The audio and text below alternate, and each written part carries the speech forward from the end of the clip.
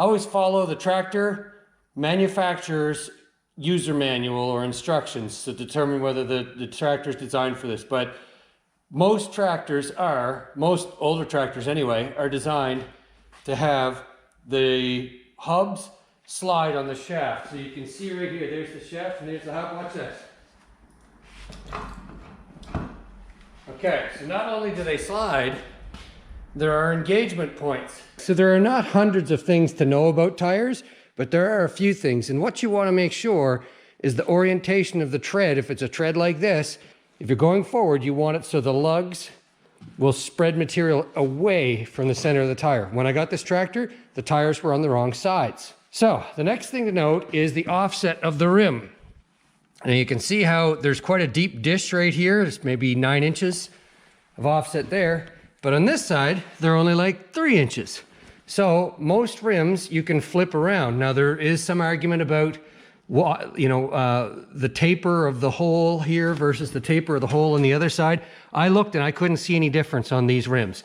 If you need a taper because your lug nuts are tapered and they need to center the rim, maybe this doesn't apply to you. But in this case, these are held on by just washers and regular, like this is the wheel nut setup. Flat washer, lock washer, and a nut. So you can basically put these tires on either side, either orientation, dished in or dished out.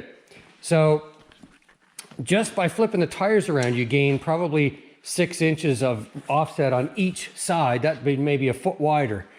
But I want to show you how this apparatus works. This is the hub, and you can see right now it's sliding like this. When I got the tractor, it's all seized up, so I took it all apart, lubricated it. Now there are 2 cams in here. There's one on this side, and there's one on the other side. There's a cam there and a cam there. I don't know if I'll be able to get lighting. Can you see in there?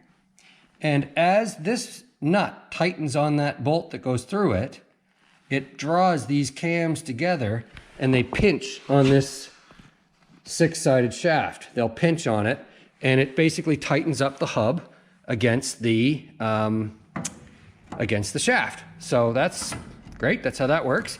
And then you can also see another hole here, and it goes through various settings. There's one there, there's one there, there's one there. Now, this furthest one out, I wouldn't use because it's only gripping, the shaft is only, halfway into the hub, so I would definitely not use that.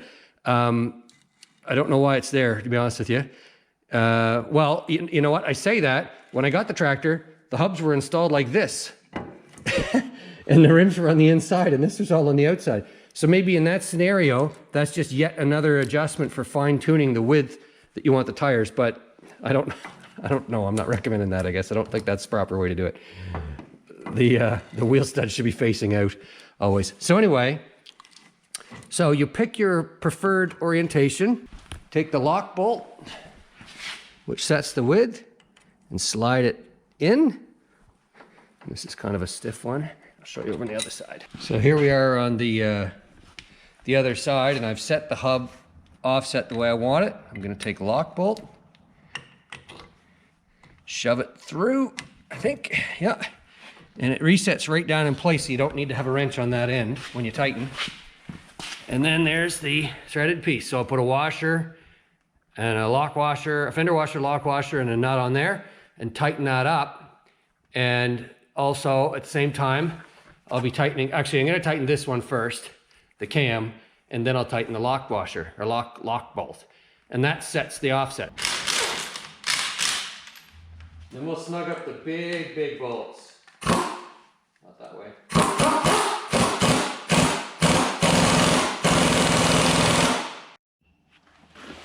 Okay, so I have the wheels all tightened up on their hubs, and the hub's tightened to the axle, back on its wheels again. Looks like a substantially larger tractor, and I'm absolutely confident it's going to be much more stable.